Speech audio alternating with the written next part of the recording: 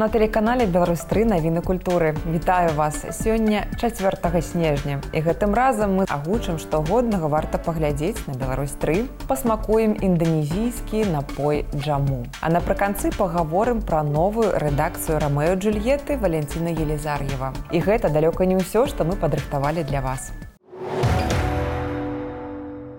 6 снежня ў Нацыянальнай бібліятэцы адбудзецца ўрачыстая цырымонія ўзнагароджання пераможцаў і прызёраў рэспубліканскай выставы конкурсу «Малюнка. Намалюй свае правы» 70 год усеагульнай дэкларацыі правоў чалавека. Усяго ў заключным этапе конкурсу ўзялі ўдзел больш за 500 навучэнцаў ад 6 да 17 гадоў. 30 аўтараў будуць узнагароджаны дыпломамі першай, другой, трэцяй ступені і падарункамі. А зараз ад нашых калег даведаемся, якія яшчэ культурныя падзеі адбываюцца гэтымі днямі ў нашай краіне. Пераўтварэнне папяровых артэфактаў у электронныя адбываюцца на 17-м паверсе архіва сховішча. Документы объединены в дело, прошиты, и не всегда вся информация доступна для чтения. Поэтому мы используем специальные сканеры, которые позволяют максимально раскрыть дело и получить всю информацию.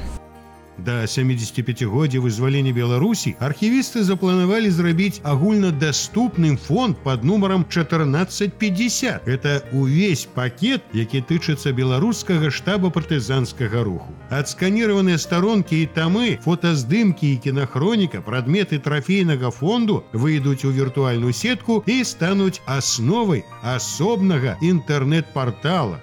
Разработан программный продукт для того, чтобы создать этот интернет-портал.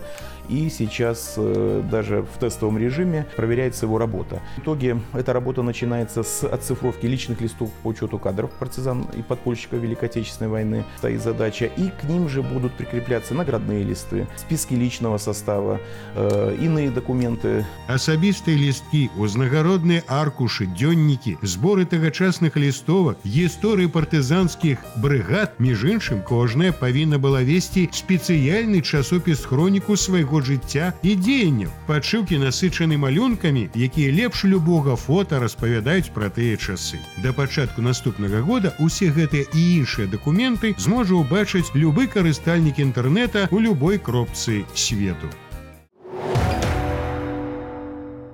Заўтра на сцэне тэатра студыі кінаакцёра адбудзецца прэм'ера спектакля «У пошуках сапраўднага я» паводле п'есы Джона Тобіаса у пастаноўцы заслужанага дзеяча мастацтваў народнага артыста Беларусі Аляксандра Яфрэмава.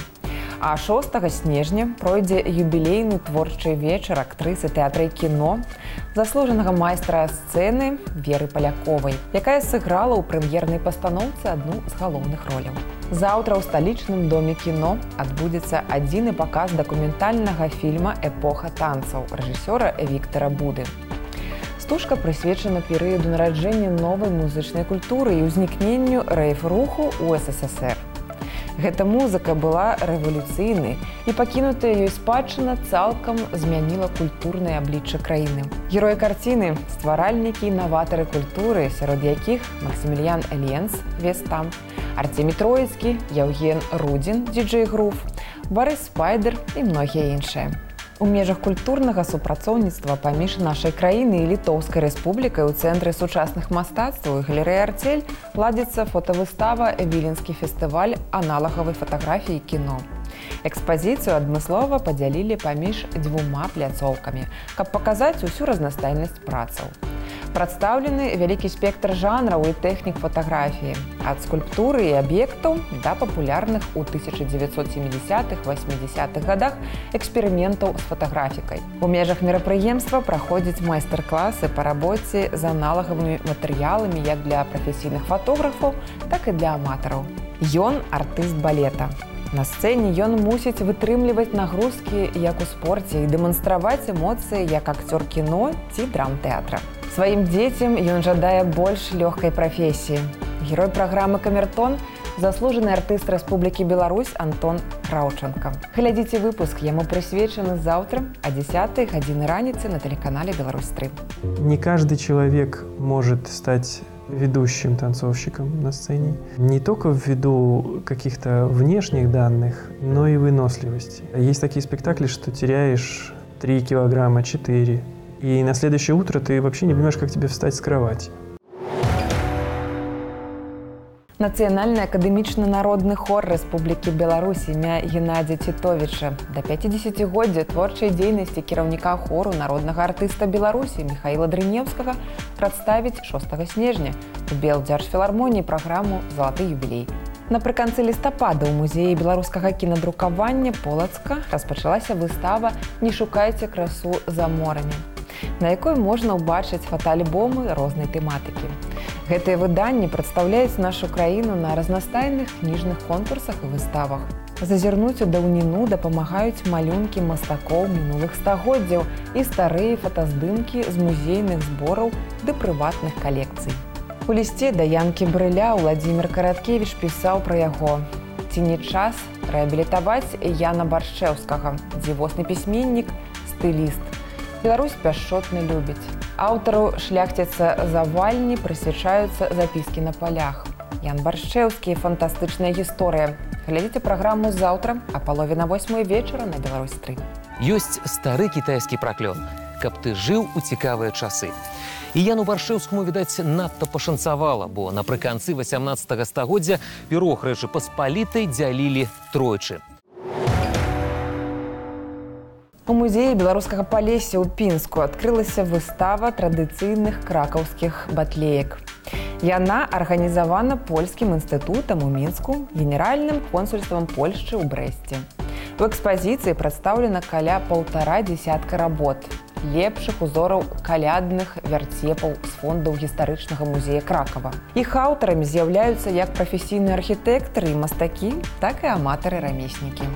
Віцебскі музей Шмырова абвесціў конкурс «Навагодняя цацка» для партызанскай елкі.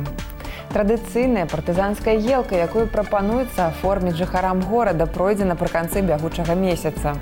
Да 20 снежня арганізатары прымаюць арыгінальныя самаробныя цацкі навагодняй тэматыкі. Яны могуць быць зроблены з любога матэрыялу і ў любой тэхніцы. Пераможцу шляхам тайнага галасавання вызначаць наведвальнікі штогадовага свята. Лепшыя творы і ўпрыгожаць музейную навагоднюю елку. У галерэі «Атрыум» Нацыянальнай бібліятэкі днямі распачалася выстава станковай графікі Владзіміра Хіна «Эстамп». На ёй прадстаўлена 77 экспанатаў як рэалістычнага, так і абстрактнага характару. Творы тычацца розных перыядаў, ад 70-х гадоў да 2000-х. Праз кожны з іх адсочваецца шлях аўтара. Адбітак яго думак і пачуццяў ад твораў сусветнай літаратуры і культуры ілюстраваны на чорна-белай і каляровай гравюры. А зараз пацікавімся, якія падзеі адбываюцца за межамі нашай краіны. Інданезійскі травяны напой джаму – гэта традыцыйны лекавы сродак. Аднак мясцовыя прадпрымальнікі вырашылі дадаць яму крыху сучасных нотак. Цяпер джаму стаў асновай кактэйляў і эспрэса.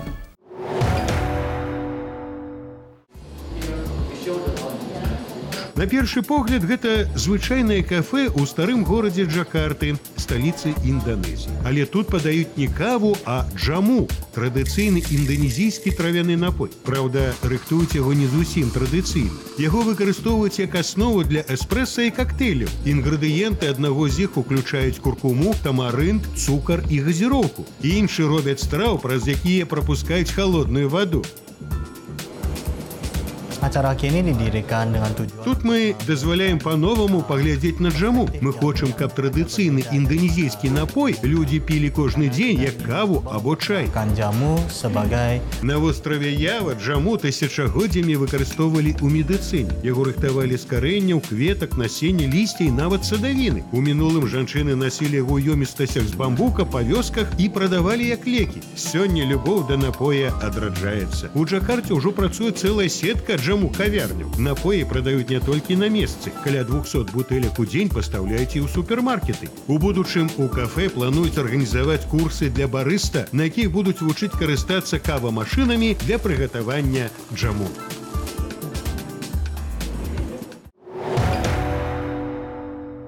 Заўтра ўвечары музычны тэатр запрашае гледачоў паглыбіцца ў атмасферу свята на гала-канцэрце казкі Венскага лесу. У ім прагучаць шэдэўры Іагана Штрауса, што сталі традыцыйнай праграмай свецкіх баляў. Чароўныя вальсы і яскрамётныя полькі выканаюць салісты тэатра ў суправаджэнні сімфанічнага аркестра на чале з дырыжорам Марынай Трацяковай. Заўтра ў канцэртнай зале «Верхні горад» канцэрт саліста Вялікага тэатра Беларусі Аляксандра Міхнюка. Уладальнік прыгожага тэнара выконвае вядучыя партыі ў спектаклях тэатра «Травіята», Яўген Анегін, «Багема» і іншых. А сённяшнім вечарам артыст прадставіць публіцы арыі рускіх і замежных кампазітараў, неапалітанскія песні, рускія рамансы 19 і 20 стагоддзяў. Прэзентуе праграму і выканае партыі фартэпіяна беларуская піяністка, мастацкі кіраўнік музычнай гасцёўні Тацяна Старченка. У Вялікім тэатры оперы і балета Беларусі нядаўна прызначаны мастацкі кіраўнік Валентин Елизарьеў, які 5 і 6 снежня прадставіць новую аўтарскую рэдакцыю свайго балета «Ромео и Джульетта». Пра пастаноўку і новую пасаду мы пагаварылі з Валентином Николаевичем. Валентин Николаевич, спасибо, что нашли время для этого интервью. Знаю, что выкроить его в своем плотном графике вам было нелегко. Значит ли это, что с возвращением в Большой ваша жизнь изменилась достаточно ощутимо? Рабочее время просто расписано по минутам. Я в театре сейчас провожу по 10-11 часов. Счастье, что еще что-то мне удастся сделать.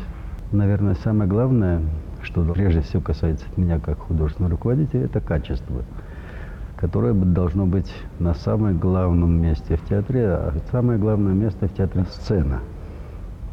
На сцене должно быть искусство высокой пробы.